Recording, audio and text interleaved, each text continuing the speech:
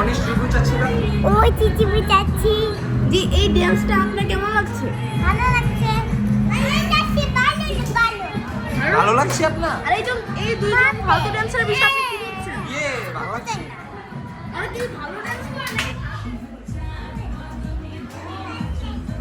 আমরা এখন দর্শক দেখছি আমরা এখন সেই দুইজন ফালতু dancer। এই যে আপনারা দেখছেন ইকরা হোসেন। হ্যাঁ, ইকরা হোসেন ফ্রম সময় টিভি। হ্যাঁ বলুন কি বলবেন?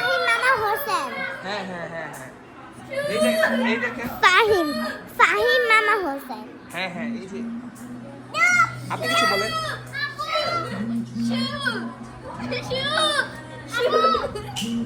Shoot!